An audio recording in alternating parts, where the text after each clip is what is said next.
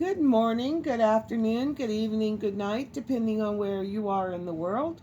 This is Gloria White, and I'm coming to you from Utah, USA. Today, I am going to read another psalm. It's actually Psalm 78.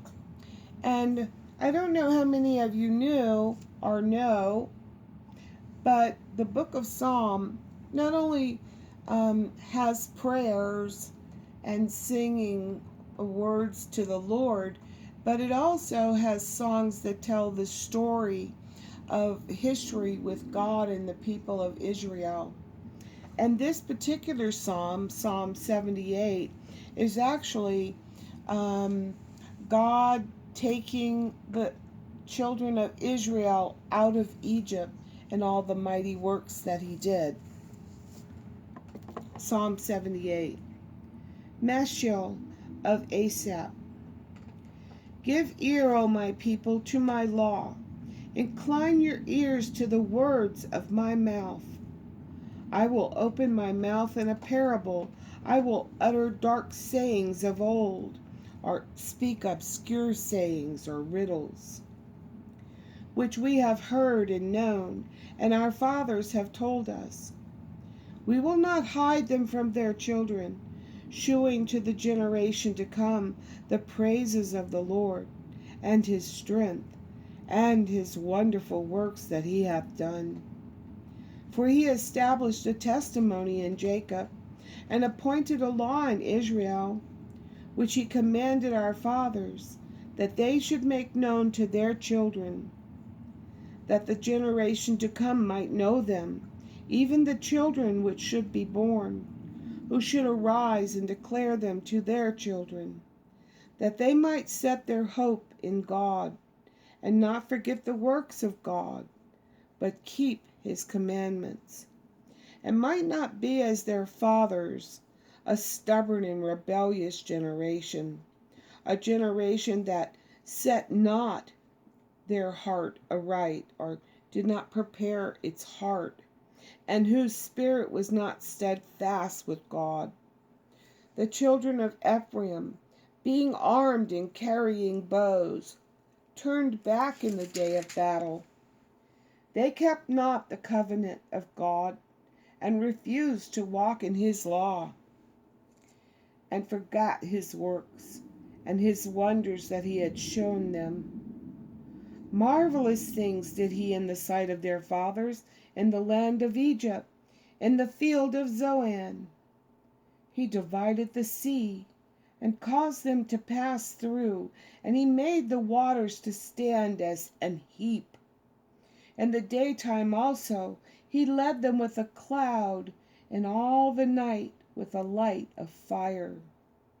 He clave the rocks in the wilderness, and gave them drink as out of the great depths. He brought streams also out of the rock, and caused waters to run down like rivers. And they sinned yet more against him, by provoking the Most High in the wilderness. And they tempted God in their heart by asking meat for their lust. Yea, they spake against God. They said, Can God furnish a table in the wilderness? Behold, he smote the rock, that the waters gushed out of, and the streams overflowed. Can he give bread also? Can he provide flesh for his people? Wherefore the Lord heard this, and was wroth.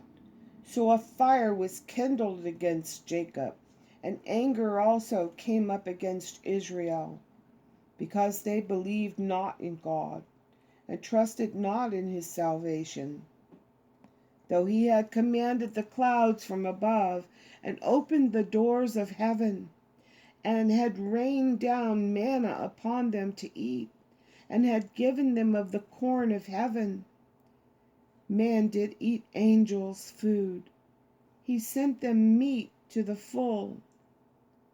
He caused an east wind to blow in the heaven, and by his power he brought in the south wind. He rained flesh also upon them as dust, and feathered fowls like as the sand of the sea. and he let it fall in the midst of their camp, round about their habitations. So they did eat, and were filled. So he gave them their own desire. They were not estranged from their lust, but while their meat was yet in their mouths, the wrath of God came upon them, and slew the fattest of them, and smote down the chosen men of Israel. For all this they sinned still, and believed not for his wondrous works. Therefore for the days did he consume in vanity, and their years in trouble. When he slew them, then they sought him, and they returned and inquired early after God. And they remembered that God was their rock, and the high God their Redeemer. Nevertheless, they did flatter him with their mouth, and they lied unto him with their tongues. For their heart was not right with him, neither were they steadfast in his covenant. But he, being full of compassion, forgave their iniquity, and destroyed them not. Yea, many a time turned he his anger away, and did not stir up all his wrath. For he remembered that they were but flesh, a wind that passeth away, and cometh not again. How oft did they provoke him in the wilderness, and grieve him in the desert? Yea, they turned back and tempted God, and limited the Holy One of Israel. They remembered not his hand, nor the day when he delivered them from the enemy, how he had wrought his signs in Egypt, and his wonders in the field of Zoan, and had turned their rivers into blood, and their floods that they could not drink. He sent divers sorts of flies among them, which devoured them, and frogs which destroyed them. He gave also their increase unto the caterpillar, and their labor unto the locust. He destroyed their vines with hail, and their sycamore trees with frost. He gave up their cattle also to the hail, and their flocks to the hot thunderbolts. He cast upon them the fierceness of his anger, wrath and indignation, and trouble, by sending evil angels among them. He made a way to his anger. He snared not their soul from death, but gave their life over to the pestilence, and smote all the firstborn in Egypt, the chief of their strength in the tabernacles of Ham, but made his own people to go forth like sheep, and guided them in the wilderness like a flock. And he led them on safely, so that they feared not, but the sea overwhelmed their enemies. And he brought them to the border of his sanctuary, even to this mountain, which his right hand had purchased. He cast out the heathen also before them, and divided them an inheritance by line, and made the tribes of Israel to dwell in their tents. Yet they tempted and provoked the Most High God, and kept not his testimonies, but turned back and dealt unfaithfully like their fathers. They were turned aside like a deceitful bow. For they provoked him to anger with their high places, and moved him to jealousy with their graven images. When God heard this, he was wroth, and greatly abhorred Israel, so that he forsook the tabernacle of Shiloh, the tent which he placed among men, and delivered his strength into captivity, and his glory into the enemy's hand. He gave his people over also unto the sword, and was wroth with his inheritance.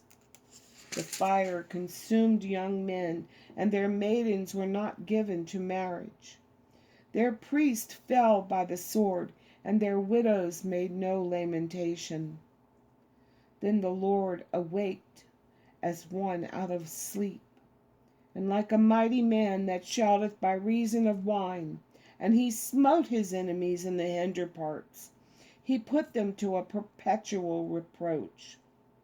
Moreover, he refused the tabernacle of Joseph, and chose not the tribe of Ephraim, and chose the tribe of Judah, the Mount Zion, which he loved.